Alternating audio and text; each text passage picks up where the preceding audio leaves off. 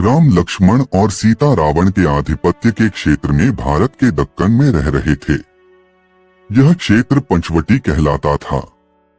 उस क्षेत्र का अधिपति खर था और दूषण उसका आज्ञाकारी तथा सुपर्णखा स्वेच्छाचारी महिला थी, जो कि विधवा थी, और ये राक्षस लोग सनातन वैदिक धर्म के कामकाज में बाधा पैदा करते रहते थे।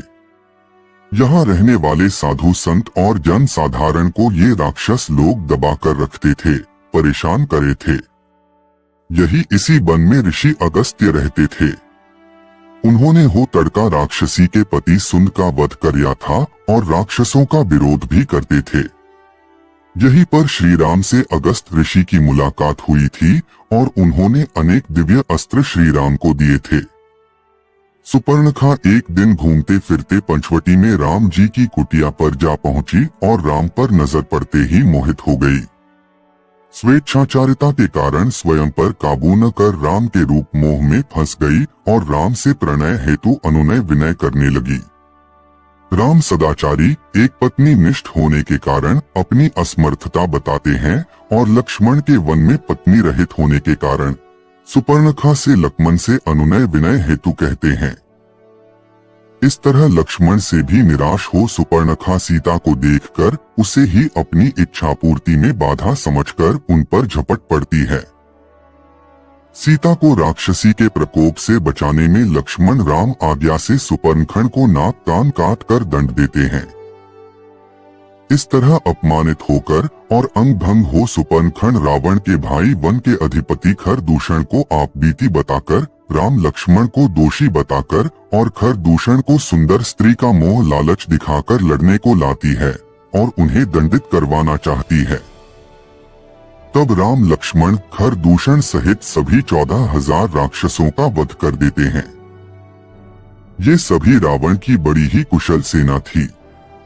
इस तरह सुपर्णखा असहाय होकर रावण के पास रक्षा हेतु और अपने राक्षस कुल के सम्मान तथा राज्य के आधिपत्य को बचाने की खबर देती है। इससे पहले रावण को राम, सीता या लक्ष्मण के आवास निवास आदि के बारे में दंडकारण्य में उनके ऋषि मुनियों की सहायता या रावण को चुनौती के बारे में कोई जानकारी नहीं थी। यह सुपर्णखा ही थी जिसने रावण को सीता के रूपवती होने और राम लक्ष्मण के अकेले होने, दीनहीन होने, सुंदर और मनमोहक होने की खबर दी। अपनी बहन के अपमानित होने और खर दिशन सहित 14,000 कई फौज को नष्ट कर देने से रावण क्रोधित हुए होत है। उसने लक्ष्मण द्वारा सुपर्णखा की नाक काटने को बुरा माना हो या पुरुष द्वारा पराई स्त्री को अंग भंग करने को नीति विरुद्ध समझा माना हो, अर्थात ऐसी स्थिति में वह क्रोधित हुआ ही होगा। रावण की कामतुरता से सुपर्णखा परिचित थी और जानती थी कि सुंदर स्त्री के लिए यह अवश्य ही कामातुर हो जाएगा और उसका राम लक्ष्मण सीता से बदला पूरा हो जाएगा। वह नहीं जानती थी कि राजा रावण को भी वनवासी राम मार देगा। अतः यह सब प्रपंच सुपर्णखा का ही रचा हुआ था, जिसका शिकार सीता हुई और घोर कष्ट सहने, अपमानित होने को लंका ले जाई गई, छल कपट से अपहृत करके। अतः रावण ने सुपर्णखा के बताने पर उसके साथ हुए बुरे वर्ताव का बदला लेने के लिए ही सीता को अपहृत करने की योजना बनाई और हो सकता है सुंदर स्त्री होने के कारण तथा उसे वन वन भटकने से बचाने और वनवासियों से मुक्त कर महल में खुश रखने का भी उसका विचार रहा हो। निश्चित ही उसे श्री राम के बल का ज्ञान था, इसलिए ही उसने छल कपट का सहारा लिया हो।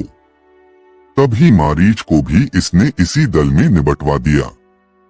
मारीच के समझाने पर भी नहीं माना। हो सकता है मारीच से उजक 36 का आंकड़ा हो। यद्यपि रामायण या श्री रामचरितमानस पढ़ने से ऐसा बिल्कुल भी नहीं लगता।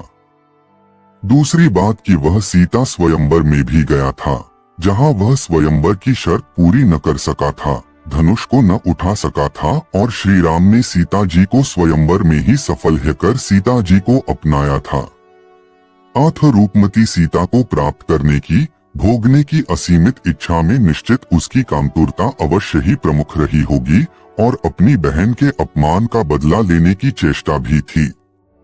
यद्यपि रावण के सीता स्वयंवर में भाग लेने की बात रामचरितमानस में नहीं बताई गई है, उसने कभी भी नीतिज्ञ राक्षसों की बात पर अमल नहीं किया, न अपनी रानी मंदोदरी की बात सुनी, न विभीषण की सलाह को माना, न मंत्री माल्यवंत की सलाह को ध्यान दिया। शायद अन्य राक्षसों ने फिर उसे सलाह देना बंद कर दिया हो। भय से लयों की विभीषण को उसने दंडित कोर था और विभीषण को रामबकी हरण लने पड़ी। मारीच और कालनेमी ने भी रावण को श्री राम से पंगा न ले, सीता को वापस कर माफी मांग लेने को सलाह दी। लेकिन तब उसके सिर पर सीता के प्रति कामतुरता ने बुद्धि हर ली थी। इस मसले में उसने सुपर्णखा की भूमिका को ठीक तरह से नहीं समझा और दलदल में अपनी गलत मनोवृत्ति के कारण फंसता ही गया। आथ राम रावण युद्ध में प्रमुख भूमिका सुपर्णखंड के स्वेच्छाचारिता की थी, बदचलनी की थी। इन परिस्थितियों में लंका आधिपति, राक्षस राजा, त्रिलोक आधिपति, महाबलशाली रावण के लिए राम को दंड दिए बिना अपना शासन संभाले रहना भी असंभव था। अगर वह कार्यवाही नहीं करता तो लंका में अंदर से उसे चुनौती मिलती और उसके राज्य को नुकसान होता। राम से इस तरह उसको बाहरी चुनौती मिल चुकी थी जिससे उसे निपटना ही था। आथ उसे राम को दंड देने के लिए सीता हरण करना ही पड़ा।